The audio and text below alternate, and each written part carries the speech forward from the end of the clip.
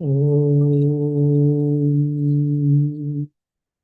Asato Ma Sadgamaya Tamaso Ma Jyotirgamaya Mrityorma Mrutangamaya Om Shanti Shanti Shanti.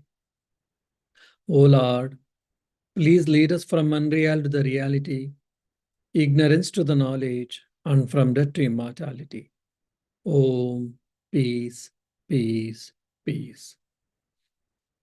Dear devotees, as we saw in the previous week, we were discussing about the few spiritual practices as told by Adi Shankaracharya, the greatest philosopher, in his work, Sadhana Panchakam. And there we were trying to understand why we do need scriptures and why we have to follow the scriptures. The scriptures are nothing but spiritual manual where we can easily we can get the ready-made informations. Just like when we purchase any machine or any new things, we get, especially in the Europe and America and all, mostly for everything we get a manual. So when we see the manual, it is easy for us to fix the things. For an example, recently we had our one of the Vice President Maharaj, Revered Swami Suitanji, had visited here. While he's visiting for some necessity, we purchased a table from IKEA. You know that here everything gets in a packed one. Even tables also we have to get ourselves assembled. Initially, when I took the spare parts and I was a bit struggling, like I was thinking where to fix, where and how and all. Few things I was able to, and few things I was not able to.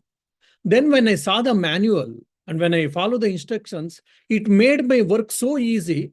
I could, in no time, I could finish the work assembling the table. So similarly, the spiritual aspirants way back, they've experimented with the nature, with their own mind, with their own life, and they have found out the truths. And they have found out the goal, and also they have found out the means. What can be the ultimate goal? What is the primary goal of the human being? What is the secondary goal? What is the tertiary goal? And not only that, and what are the means for that? There can be 1, 2, 3, 5, 10. So what are the means and what are the pros and cons of it? All things are being discussed either in a short form, in a nutshell, or in detail. So when we come across that scriptures and when we read or study, we get a definite plan, definite path to reach the ultimate reality. That is the reason we need scriptures and we have to study. That's we have seen. Now, there's an interesting story. One of the apostle, that is a monastic disciple of Sri Ramakrishna, Swami Turyananji, was the greatest Advaitin. He, as a young chap, used to come to see his master, that is Sri Ramakrishna. Once, for a long time, for a few months, he didn't come. Then one day, finally, Swami Turyananda, as a young Hari, he came to see Sri Ramakrishna. Sri Ramakrishna asked, "Oh, dear Hari, I didn't see you for a long time, for a few months. What happened to you? Why you didn't come here?" He said, "Oh, master, I was busy in studying Vedanta." Fine, very good. A young chap interested in Vedanta and he was studying, which is rare indeed. But interestingly, instantly, master said, "Oh, that's good. So what your Vedanta says finally? Brahma Satya, Jagan Mithya. The Brahman is true. The reality, the world is what? An appearance. That's all, isn't it? Whole of your Vedanta says that's all. Though this is a known statement for all of us, including Swami Turyananda, as a young chap, when he heard that, immediately it struck his mind so strongly, he started thinking, yes, that's all. The whole scriptures, You may read 108 Upanishads, you may read commentaries, sub-commentaries, Gita, Bhagavad Gita, Brahma Sutra, the logical treatise. All these things you may read and do a lot of intellectual exercises. But finally, this is what the final verdict, according to Advaita Vedanta, the non-dualistic philosophy. He said yes, and he held on to that. So like this, when we approach the masters, what they help us how to put the spiritual, the spiritual tenets or the philosophy put into practice. That particular statement of master, that Sri Ramakrishna, it helps Swami Turiyananji to practice that I am the self, and the self alone, the consciousness alone is reality. Now, even the author is also telling that, okay, well, I asked you to study Upanishads or to study Vedanta, to study scriptures and try to follow it, I said. Now, what is that? Scriptures is trying to tell. Scriptures are trying to tell, Aham Brahmasmi. The great statement, Mahavakya, that I am that Brahman. When I say I am that Brahman, I and Brahman are not two things. I as a Brahman and Brahman only, me only. So that has to be experienced. And now to experience, we have to start feeling. That is what the author is giving in his 21st spiritual practice, Brahma Asmi Iti Vibhavyatam Araha. Means always be absorbed in the attitude, I am Brahman. Now, this always is very important. Terms and conditions apply, I say always. Always. Oh, Swami, many sometimes aspirants or devotees, they come and ask me here, Swami, I am trying to meditate every day or once in a while or every day, but I'm not able to control my mind. What can I do? And they try to explain how their mind is playing and making all tricks, etc., etc. I said, it is not only your problem, it is a universal problem and it is a problem of everyone. Fine. I am trying to control my mind, trying to meditate. I am unable to. Why I am not? Because you are not able to control your mind during meditation, because you have left your mind freely in other times. Like 23 hours, you keep your mind free and you allow to make the world tour and to be indisciplined and to do whatever it wishes. And now suddenly you sit for meditation for 15-20 minutes or half an hour. How can you expect that your mind has to be in your control, under your control? It is not possible. That's why the great monk, Swami Yatishwaranji, he mentions this in his Meditation and Spiritual Life. Beautiful book it is. That if you want to study, if you want to meditate for half an hour, 30 minutes, then you have to prepare your mind for 23 and half, 30 minutes, 23 and half an hour. You should prepare your mind so that you can meditate half an hour. So similarly, if you have to experience the Brahman, I am that Brahman, what has to be done? Always, time and again, whole day, as much as possible, we should be absorbed. We should soak our mind in the feeling or in the thought that I am the Brahman. I am that Brahman. I am that indestructible self. I am not the body. I am not the mind. I am not the son of so-and-so. Oh, they're all external the truths or secondary truths or transactional truth, Vyavaharika Satya. But the Paramarthika Satya, the ultimate reality is what? I am that Brahman. So soak your mind in the syrup of Brahman or in the thought of Brahman. What happens? Time and again, you are thinking with that same thought, slowly, this thought becomes it translates into conviction.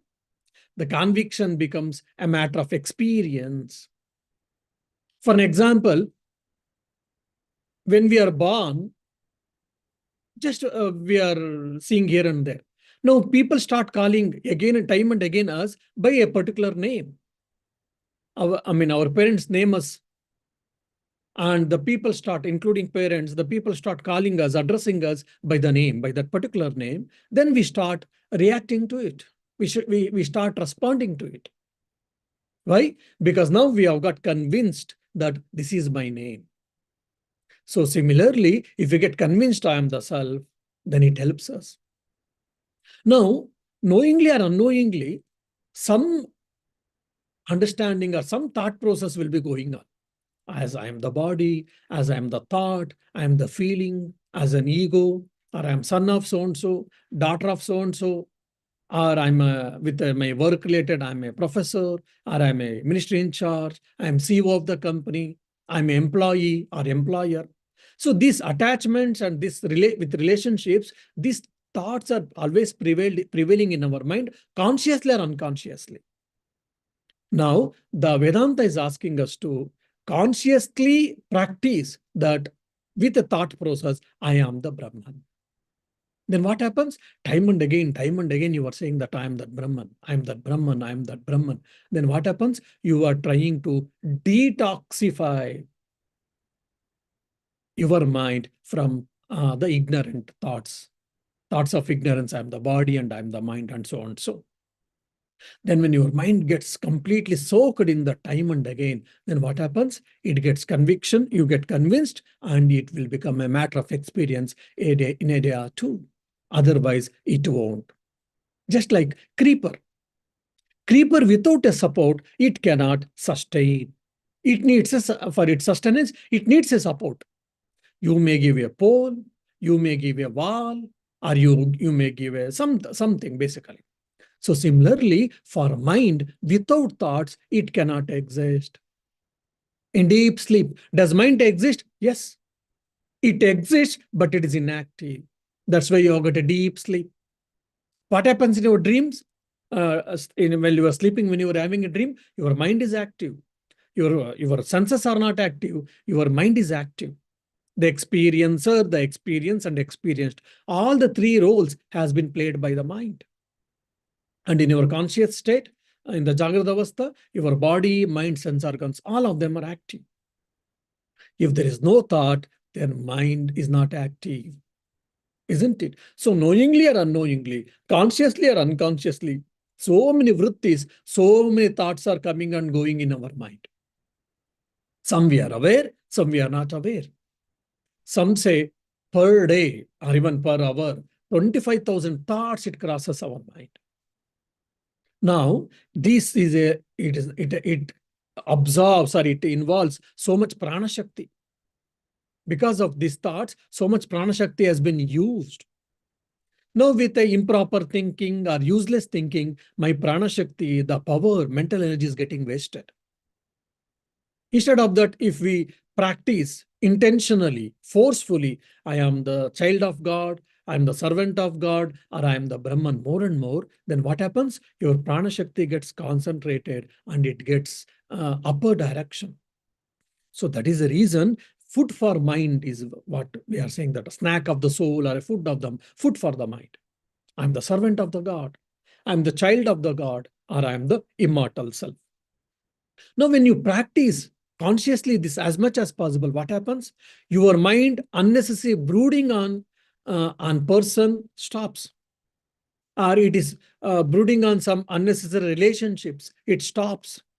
It is brooding on something happened, either good or bad, or joyful or sorrowful moments. Even these things get stopped. Many times we say, "Oh, I had a problem, Swamiji. I'm not able to sleep for 3 days." Why? I don't want to think, but somehow my mind is hooked on to that. The problem which we faced 3 days before, or a bitter incident which happened in my life. My mind is thinking involuntarily, unfortunately, so that I am unable to sleep. This is all our experience. Now, consciously, when you practice positive thoughts, spiritual thoughts, then what happens? All these negative thoughts, unnecessary brooding gets reduced. Your concentration becomes better. Your loss of energy is reduced. Your mental strength is increased. Your quality of meditation, quality of study, quality of work gets increased. Apart from the spiritual life, even in the mundane life or day-to-day life, it is very helpful. That's why we should consciously, we should inject these thoughts time and again in our mind, as either I'm the servant of God, I'm the child of God, or I am the self. So this is what the great spiritual practice has been given by the author. Now, this time and again, when you soak your mind with these thoughts, then what happens? Slowly, slowly, just like when you churn the yogurt, curd, what happens? You get a butter. So similarly, so many thoughts are coming and going and time and again, and you are inducing these spiritual thoughts, I am the self. So much so that once in a while, I mean, time and again, when you do it, then what happens? Slowly, it removes ignorance. Initially, at the intellectual level, then also at the experience level, also it is removed. Because the knowledge alone can remove, the light alone can remove the darkness, isn't it? So knowledge alone can remove the ignorance, as per the Shankaracharya. So time and again, when I'm thinking, I'm feeling, I'm the Brahman, that removes the ignorance. I am the body and mind. I am the embodied soul, or whatever. So that becomes the matter of experience. This has been told beautifully in one of the major Upanishads, Kena Upanishad.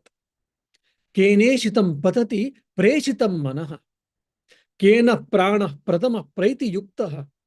Keneshitam vachamimam vadanti chakshushrotram kavu devo inakti. I mean, he's telling that it provides the deep foundation for the concentration, or to practice the observer. I am the observer, and I am trying to observe my mind and the body or the world, which is observed called. Who has sent this mind? Who has directing this mind? And which direction this mind is focused? And who provides the first breath to this mind? Who keeps the breath joined together? And who impels the speed and the voice with which we speak? And what is setting our eyes and eyesight, ears and hearing? Who is doing all these things? The observer is the energy or is the strength by which everything, all of activities are happening. I am thinking, I'm talking, I'm hearing. So many activities are going even in mind or internally in my body and mind. Who is the responsible for all these things? Because of the existence of the self. So the Upanishad is raising some few questions, and the Upanishad is hinting that try to understand that who is beyond all these things. The observer, that is the self. And all this body and mind and thoughts and prana is observed. So this is a wonderful thing. Just it is a probably a wonderful Vedantic meditation it can be. Now, the 22nd spiritual practice is giving very practical spiritual application is giving, spiritual teaching is giving, and which probably we have been burnt, or we have been victim of this problem. What is that? Pride. Garvaha paritejyata. Renounce the pseudo pride. We should be confident, no doubt. We should not have inferiority complex. We should have confidence. We should have self-confidence, but we should not be arrogant. We should not have pride. So there is a subtle difference between confidence and arrogance or pride. This we have to understand. So Upanishads are telling very clearly we should have self-confidence. Self-confidence is the must for all of us. But we should not have arrogance or the pride. Why? Because this arrogance or pride is from the ajnana, from the ignorance. And when we face the truth, when we face the fact, the reality, then what happens? I will not be able to withstand it. Sometimes we have seen people try to avoid some people, they try to avoid themselves, they try to avoid such and such a person, they try to avoid a few talks. Why? Because they have got a, what you say, fear in them, which might put them in a wrong place, or which they have, either they may be exposed, or they feel that they are inferior, etc., etc. But externally, they'll be showing that I'm okay, I don't have any problem. This is one type. The other type is, yes, I have done something. I am good at something, or I am good at few things. Never mind. I should be confident about it, but we should not have unnecessary arrogance and pride about it. Like, I can do the work. I can accomplish the task. That is confidence. I only can accomplish the task in this world, no one else. This is what the pride. I think you can understand the subtle difference between the confidence and the pride. I can do the work. I can accomplish, I can do this work. I can take this work and complete it. Yes, confidence, good. But I am the only person who can do, and no one else in this world, in this society or in this world. That is a pride, unnecessary pride. Maybe in the given circumstances, only 4 or 5 people we are there. Among them, only others are not capable. Is thinking is okay. But I am the only one. No one else is there. Always, we cannot think like this. There's a beautiful example probably from my Gurudev's life, that Swami Ranganathanji's life. A devotee was asked to give a talk. And Swamiji, Ranganathanji was coming to that function as a chief guest. Then the devotee felt blessed that Swamiji is coming in front of him. She is talking. She felt very blessed. At the same time, she was also a bit hesitant and fearful, because in front of Maharaj, such a great, intellectual person or a knower, and in front of him talking something about religion, spirituality, how she had her own concerns.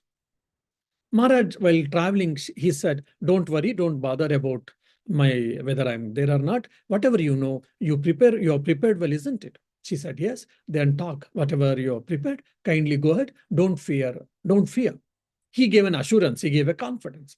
She thanked, and she was able to speak. But she was not the only speaker. There were 4 or 5 speakers for that event. And while traveling back, she made a statement. "Thank you, Swamiji, for giving the confidence in me. I hope I spoke well." Swamiji said, "Yes, you spoke well." But at the same time, she was mentioning that, "I think I'm the person who spoke well." Immediately, Swamiji rebuked it. "No, this is not a right attitude. Have spoken well, confidence, understanding, okay, appreciation, that's all fine. But I am the only person who spoke well on the event and all others were inferior. No, not right. This is not a right attitude. This is an arrogance, this is a pride, which Sri Ramakrishna never likes. So leave it off." See, it is a simple statement, and it is a simple, probably an event or an incident, which we might have experienced all these things. But the lady in her reminiscences, she said that she makes a note that day I understood what is pride and arrogance. From that day onwards, I was very careful about my mind and our thoughts, that I tried my best in my life never to encourage or entertain the arrogance and pride. So we should have confidence and we should not be arrogant or pride.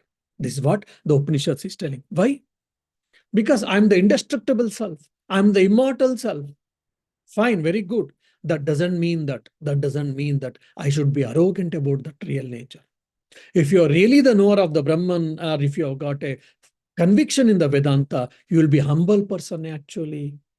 All the greatest spiritual people in the world, they were the most humblest people actually, most humble people. Half-baked people only, they are always arrogant. Either you see in Christ, either in the life of Buddha, or in the life of Swami Vivekananda, or in the line of Saint Augustine, or in the life of Saint Francis of Assisi, or Saint Patrick. In all these great spiritual people you see, they were the knower of the truths, and they did miracles, they did create wonders, but they were the most humble people. So we have to understand this. And Sri Ramakrishna puts this in a beautiful way: ripened ego and unripened ego. I'm so and so. I can do this. I can do that. Fine. Confidence, fine. But arrogance, because of that, we suffer. We face a lot of problems, issues, interpersonal relationships, and we get a lot of beatings also from the nature because of the unripened ego.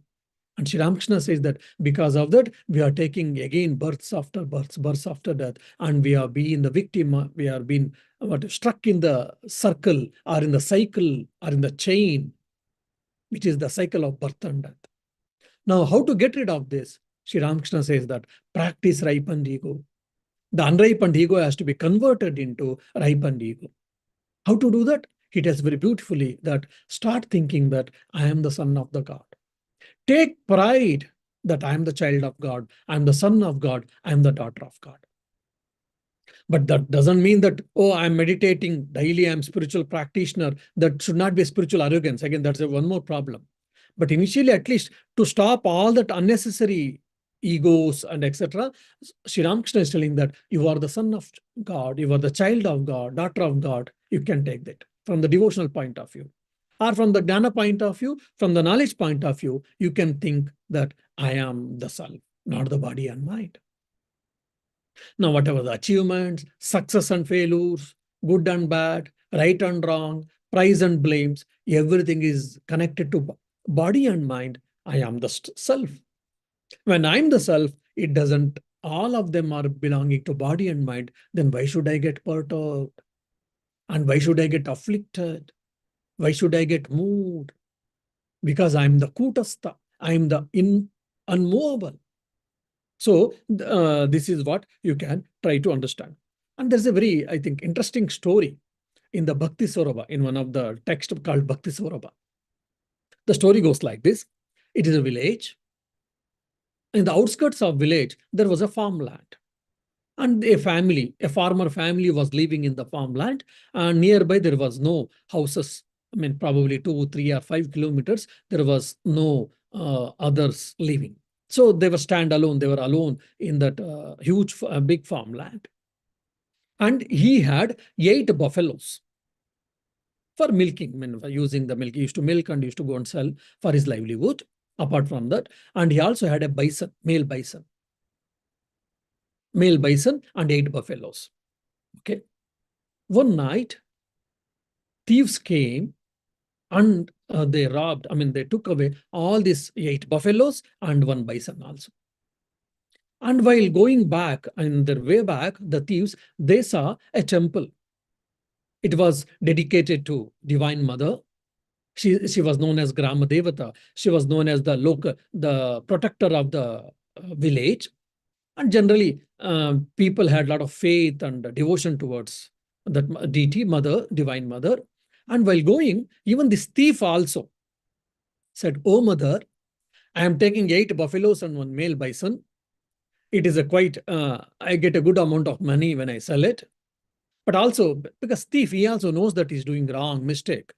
He said, if my theft is not being exposed, definitely in due course of time, I will sacrifice this male bison to you. Now he has got 8 buffaloes, which are female in nature, and male bison. And he's telling, oh, I will sacrifice male bison. Because in India, generally they, they, offer the male bison in some parts of the country. It's an old practice, but nowadays it has been reduced. And yeah, and he prayed to the Mother, Divine Mother, and he left. And morning, the farmer, he got up as usual, and he came to milk the buffaloes. And unfortunately, he saw that 8 buffaloes and 1 male bison, everything is missing. He understood that, the previous night, someone has come and they have taken. There's a robbery of the buffaloes and bison. Then he tried to find out nearby places and all. He couldn't. Finally, he was feeling very helpless. Then he approached the Divine Mother temple and he also prayed same thing. Mother, you are the real protector of me and the entire world. I beg you to get the buffaloes back. If I get it back, what do? I am going to sacrifice the male bison. Now, interestingly, you see, the thief said that if I am not exposed, I am going to sacrifice the male bison. And the farmer, he's also saying that if I get my buffaloes back, including, then I'm going to sacrifice male bison. How poor and pity the male bison's case. Both of them are ready to sacrifice male bison. Now, the story is this. Now, the inner, deeper meaning is what? What are these 8 buffaloes? These 8 buffaloes are our Panchakam, 5 sense organs of knowledge, and Manas, Buddhi, and Chitta. Mind, intellect, and the memory. And the male bison is been compared to the ego, our ego. So both of them were ready to sacrifice the male bison. Means what? We should be sacrificing, we should get rid of this ego or the pride, because that is the root cause of all the problems. When this ego has been tackled, when this ego has been handled, then most of our problems are handled, can be handled. The saints, they may have a lot of problems, challenges, obstacles they will have, but they may have to struggle, but they don't suffer. But we, apart from struggling, we are suffering. Why? Because of our ego and because of our false sense of pride. And so, I mean, again, attachments and all these things. That's why the Adi Shankaracharya is saying that it is better that you should get rid of this pride and arrogance. And Sri Ramakrishna's language, that should be, we should, develop ripened ego, and we should get rid of unripened ego. Either I am the self, I am the son of God, child of God, I am the servant of God. You can take this. Now, the 23rd spiritual practice is very important, and which is probably a bit difficult for all of us. What is that? Dehe ahammati rujyatam. Give up the misconception, wrong understanding that I am the body. That is the greatest problem. We all think that is our strength to a certain extent, maybe, but it is our problem actually. I am the body, I am the body, I am the body. That's how our mind is hardwired actually. Our brain is hardwired actually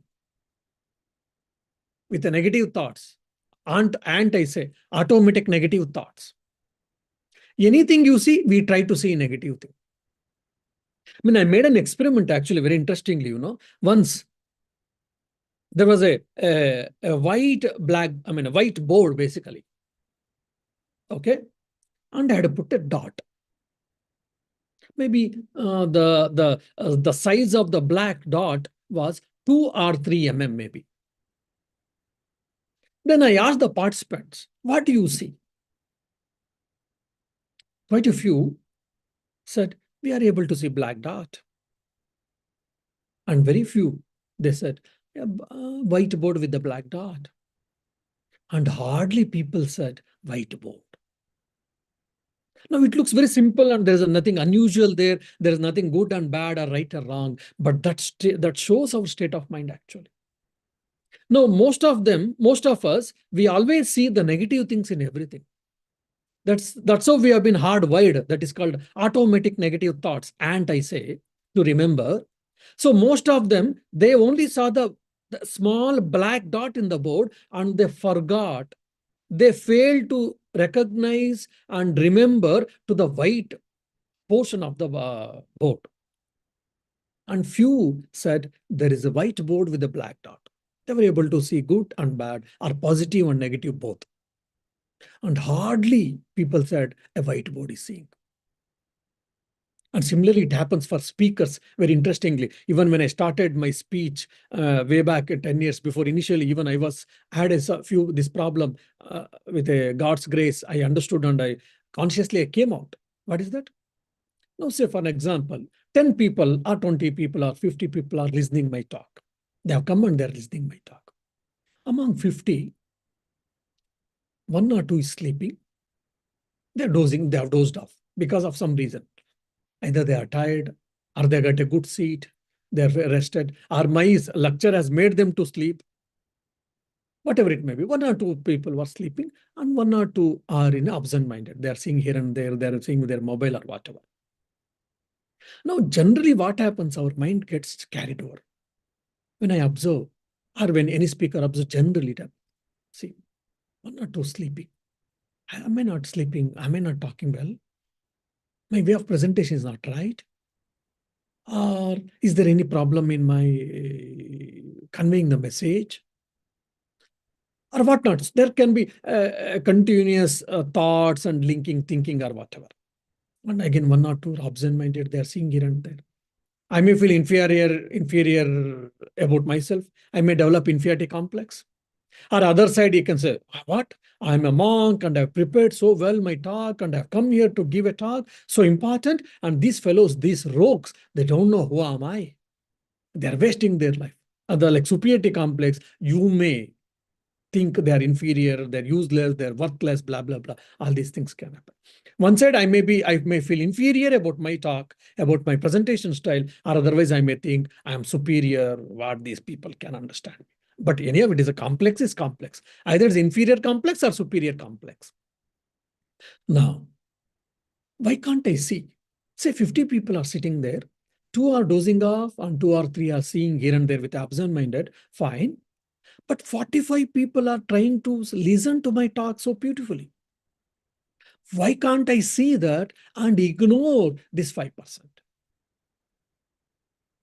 Isn't it? But our mind is hardwired with these negative thoughts. I am always concerned about that 5 people and forgetting about the 45 people who are interested in listening my talk, who have with all interest, with all seriousness, they have come to listen to my talk. The seriousness may vary, the interest may vary, but they are ready to listen to my talk or listen to anyone's talk, for an example. That's how we suffer in our life. So many positive things are there in and around us. So many positive things are there in my life or in our life. We forget about that. And whatever we don't have, few things or little things, we always keep on lamenting and crying or feeling bad that I don't have this, I don't have that, etc., etc. Why? Because our mind has been, our brain has been wired like that. So consciously, we have to come out from this. Consciously, we have to develop that positive attitude. I don't say that positive means every time you should be positive. There is some problem. I can't be simply unnecessary positive. Overthinking is also not right. For an example, Swami has asked, asked to be positive. Then you are, what do you say? You were a project manager. You were trying to launch the project in your company. And there are some problems, new. And there are some bugs, and there are small bugs. Never mind, Swami has told to be positive in the lecture. Let us be positive and let us do. You can't be careless about the problems and the bugs. I'm not saying that. But what I mean to say that don't be negative in your mindset. You have to be clear about it. Similarly, I am the body. You may feel that that is your strength. It is at the very physical level, at the primary level, but it narrow downs your understanding. It narrow downs your strength. It narrow downs your energy. I'll give a simple example, probably you'll understand. Oh, why do we work? Oh, because we work because to fill our dummy. Because it is we want bread and butter. To live for our livelihood, we need money. We need bread and butter. So I'm working. Fine. I ask another person, why you work? Oh, I work because it gives a satisfaction to me. It gives a contentment to me. Okay, fine, fair enough. Then I ask one more person, why do you work? Oh, I want to do some contribute. I want to contribute to society. Now, well, all these 3 people are doing the same work. Say, for example, now first person is saying that I am working to fill my tummy. So he's just working for his livelihood. That's all. The second fellow is saying that I like my work. I am happy. I feel satisfied in my work. That's the reason I'm doing it. The third fellow is doing that. Okay, he's taking money. He's taking salary. Never mind. But he's thinking that by this work, I'm able to contribute something to society, or I would like to contribute something to society. Now the intentions becomes broader. Your energy or the manifestation of the self also becomes better. The more and more your intentions gets narrowed down, your wastage of energy and your manifestation of the self, your manifestation of your own self gets reduced. So similarly, I am the body. It is at a very physical level, very narrowed down approach. I'm thinking I am the mind. Like with I'm attached myself with the feelings, emotions. Man is an emotional being. Then you are little above and you are obsessed with your emotions and feelings and etc. Then I am the thoughts.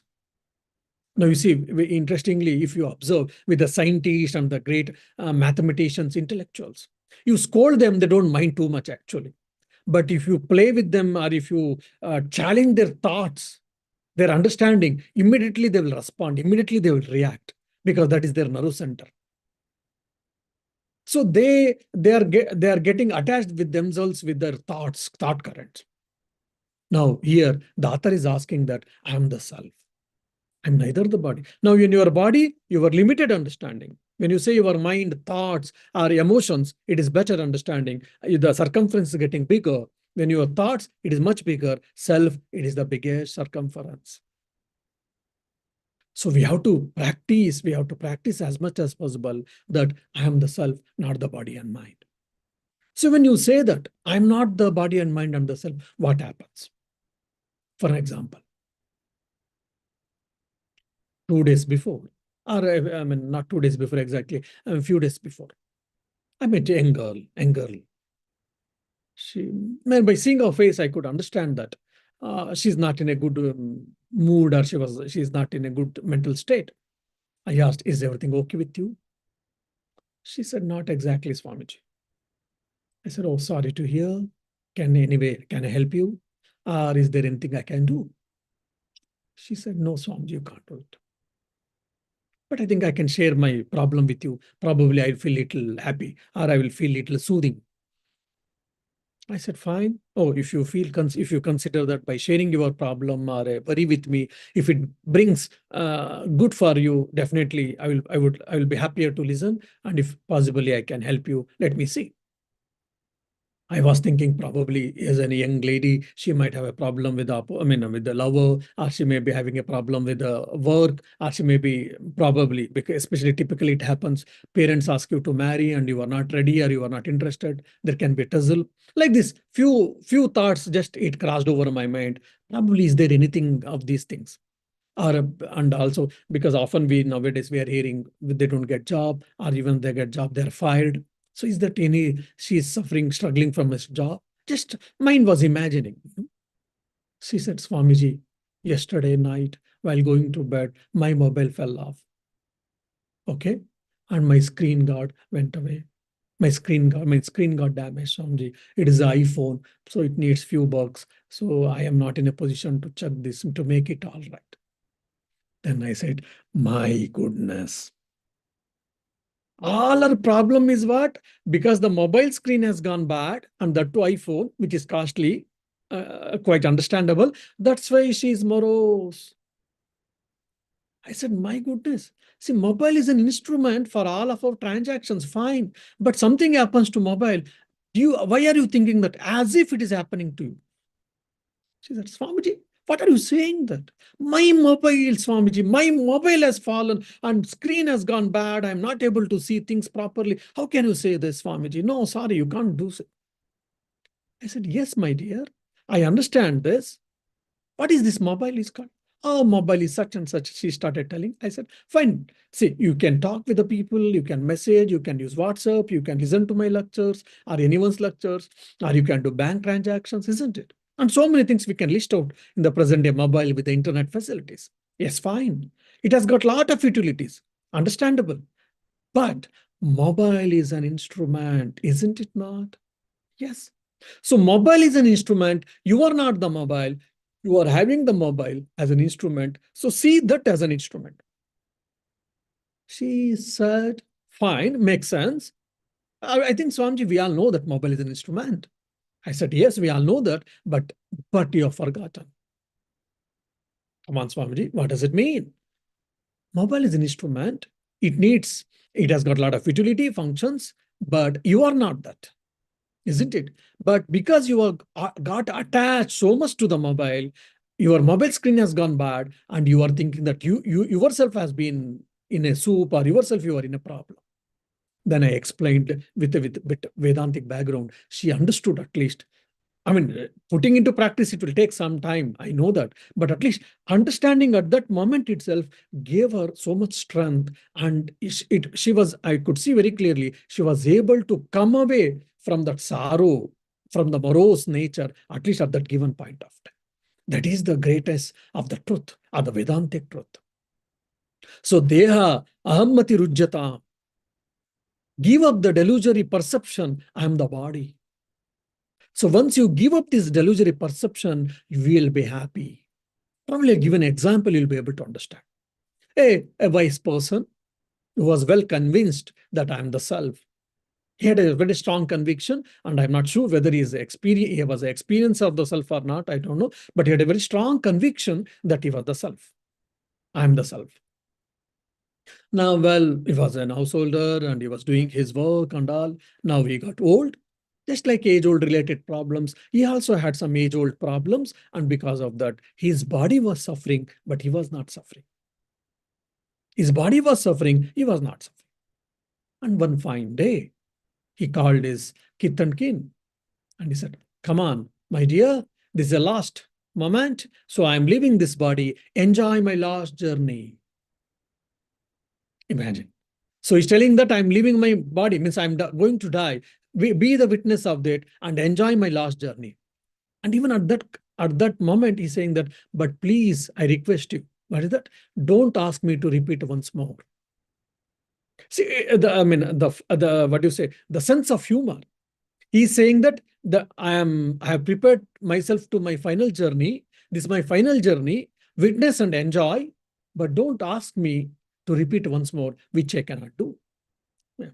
At that given point of time, he's saying that just as if I'm leaving from one country to another, I am going to from one place to another, as if he's telling that I am on my final journey. Just enjoy, just be the witness and enjoy, experience it. Experience external as a third person, I missed to say. And also he's telling that sense of humor that don't ask me to repeat once more, which I can't. Now, the relatives were morose. They were feeling crying and etc. But he was not. Why? Because he was not attached to the body. And he had a firm conviction that I am the self. So first and foremost, the fear of death, abhinivesha, which can be conquered when you know that I am the self and not the body and mind. And second thing is that in a day-to-day life, we face a lot of problems, challenges, obstacles, issues. When you can think at the time, I'm the self and not the body and mind, in the instrumental mode, you'll be able to work. Okay, yes, my mobile has gone bad. My screen guard has gone bad. My screen has problem. Yes, when I get money, I shall set all right. I shall repair it. Instrumental mode, that's what I'm saying. Something happened to my body. Yes, I've got a fever. Because of that, there's a severe headache. Cold and the fever, flu, severe headache. Oh, I've got severe headache. Yeah, I've got a body. Body has got its own problems, ups and downs. I've got a headache. My body has got a headache. See, your body has to struggle, suffer that, no doubt, but you will not be suffering. When you get attached to that, the suffering gets intensified. That's what I missed it. Yeah, I have got a head. Since I've got a head, there will be headache. Till my death, there will be headache. Never mind, it has come, it will go. It has come, it will go. It has come. We all know that it will go, we forget it. So when you are in that instrumental mode, when you don't get attached yourself to your body, then what happens? Then you will be happy. So when I say that you will be happy, know it for certain that the external situation may not change, may change or may not change. The external situation with you or with the family or with your working atmosphere, in and around may not change, but you will be the person of change. For example, now, slowly, now we are in autumn or fall in the American language. Slowly, now the daylight is reducing.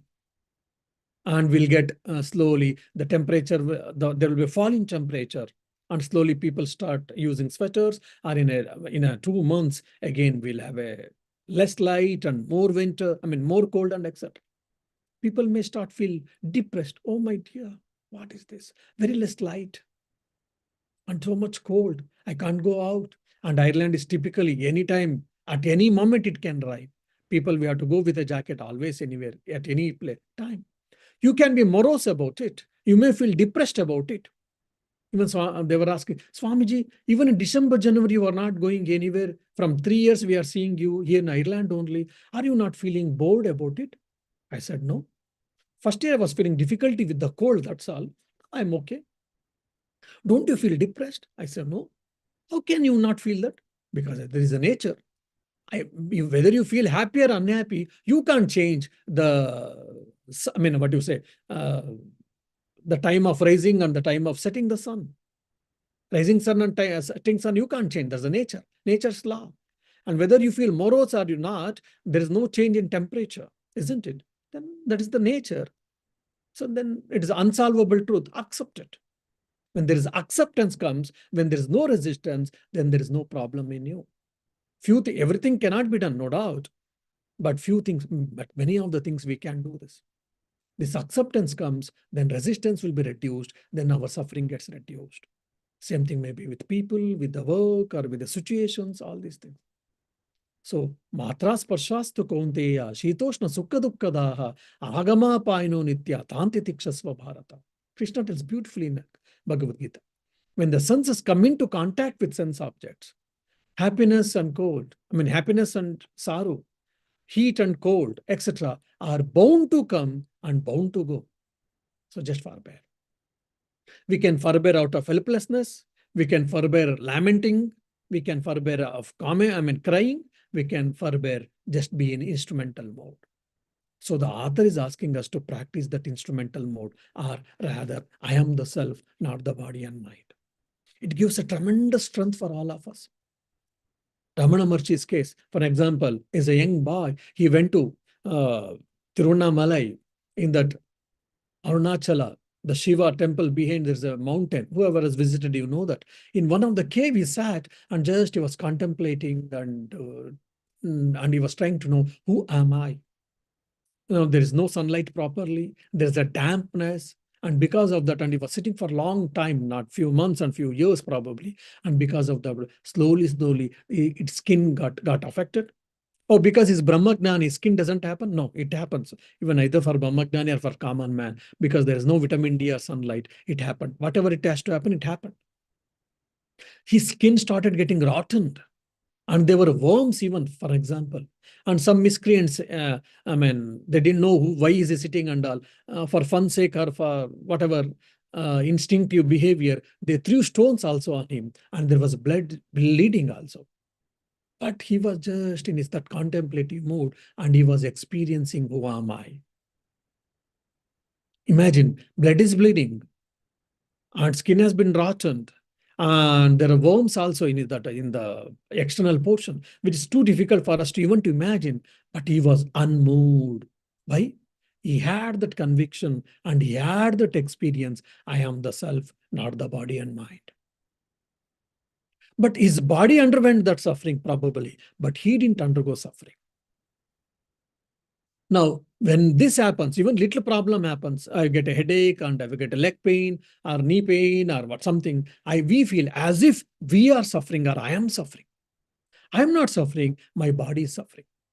Now, the intensity of suffering, the intensity of problem gets reduced when I take that instrumental mode, that I am the self, not the body and mind.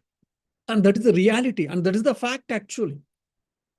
I am the indestructible self. I am the Chaitanya.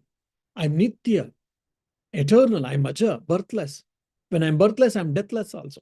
All these births and deaths are only to body and mind, not for me, because I am eternal. When Sri Ramakrishna, left his mortal coil, even his spiritual concert, Sri Sharda Devi was feeling bad. She started thinking, why should I leave? He appeared to Mother Sharda Devi and said, what are you doing? Why are you thinking this? Why are you morose? What did I do? I shifted myself. I moved from one room to another. That's all. Why are you morose? What a beautiful, profound truth. I moved from one room to another. That's all. Why are you feeling morose? This is what death is for finally. So may the God bless all of us so that we shall understand that I am the self. We are the self and not the body and mind. We shall live the happiest life, blissful life at all given circumstances. Om Shanti Shanti Shanti. Harihi Om Tat Sat. Shri Ramakrishna Arpanamastu. Yeah, any questions? Namaste, Swamiji. Thank you for your lecture. It was very insightful. From today's lecture, I can see 2 points stand out. One is detachment, and second one is non-duality. For example, when you say garva paritajyatam, and you made the statement that if one has the attitude that I am the only person who can do this, that immediately means that there is something, the other one, or that immediately indicates the existence of the other one to whom I am comparing myself, or to whom I am feeling I am superior. And as soon as that duality comes into picture, then that is arrogance. And so this is one thing that stood out from today's lecture: do non-duality and detachment in the last practice. That practice, Swamiji. Yeah, you are right. Yes.